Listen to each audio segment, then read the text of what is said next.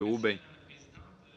J'aimerais revenir sur la banque et obtenir votre opinion sur la création même de cette banque-là, parce qu'au départ, on se rappellera que le Conseil consultatif en matière de croissance économique avait conseillé au ministre des Finances de mettre en place cette banque-là. Or, je vous nomme 3 noms de gens qui ont conseillé le ministre dans la mise en place de cette banque.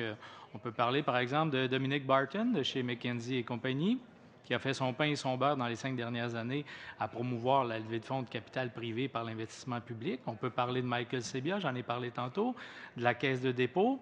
On peut parler aussi de Mark Wiseman, non tout à fait prédestiné, directeur de la gestion de BlackRock, firme d'investissement la plus large au monde, qui gère à peu près 5 trilliards.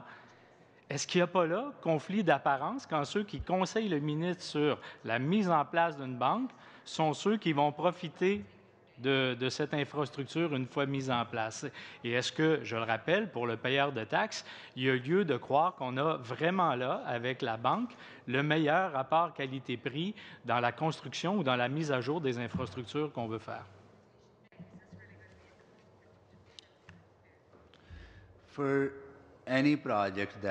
Pour tout projet qui est envisagé dans le cadre de la Banque de l'infrastructure, on fera diligence pour s'assurer qu'on obtient la meilleure affaire possible pour les contribuables. Notre but est de bâtir davantage d'infrastructures. Il y a beaucoup d'argent dans le secteur privé qu'on peut mobiliser pour bâtir l'infrastructure dont nos communautés ont besoin pour assurer la croissance de l'économie, pour créer des emplois pour la classe moyenne et des gens qui travaillent très fort pour faire partie de la classe moyenne. Le secteur privé crée des emplois, nous en créons de bien d'autres manières, et si nous pouvons mobiliser ces capitaux pour bâtir l'infrastructure nécessaire ainsi que faire croître l'économie, nous ne voyons aucun inconvénient à cela.